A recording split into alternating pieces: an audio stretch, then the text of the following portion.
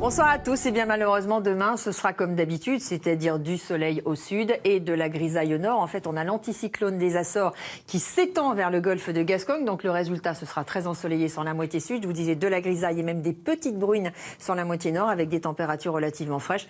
On pourrait presque dire qu'on est en automne. Bon, n'exagérons pas quand même, on va pas noircir le tableau. Déjà on va regarder ce qui va se passer ce soir aux alentours de 22 h. Donc on aura encore de la grisaille au nord de la Seine, quelques petites bruines sûrement intermittentes de la Normandie jusqu'aux Ardennes. Ailleurs, écoutez, ce sera plutôt sec, donc si vous avez à vous déplacer, eh bien n'hésitez pas.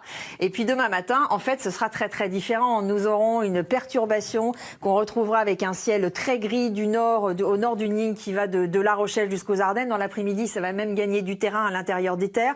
Dites-vous que dans toute cette partie nord, on devra avoir des petites bruines intermittentes, mais ça sera certainement assez durable. Le retour de quelques éclaircies, pas de belles éclaircies, mais de quelques éclaircies sur les côtes de la Manche et puis sur la pointe bretonne. Et puis sur le sud, on devra garder un beau temps. Les températures, le matin, elles seront normales pour la saison. Maintenant, elles seront pas très chaudes. On sera à 10 degrés à Rouen ou encore à 10 degrés, même 8 sur le massif central. Et puis dans l'après-midi, ça va pas grimper. Autant vous dire que sur le nord du pays, on est 6 à 7 degrés en dessous des normes de saison. Je prends l'exemple de Paris, 18, on devra avoir 25 voire 26. Donc on est vraiment très loin du compte. En revanche, sur le pourtour méditerranéen, ça reste très doux, d'autant qu'on a du Mistral qui réchauffe l'atmosphère et on devrait aller jusqu'à 33 degrés à Montpellier. La suite, rapidement, pour vous dire, lundi que cette perturbation va se heurter aux hautes pressions liées à l'anticyclone, donc elle va mourir sur place. Encore quelques bruines le matin sans doute, et puis une petite dégradation sur la pointe bretonne.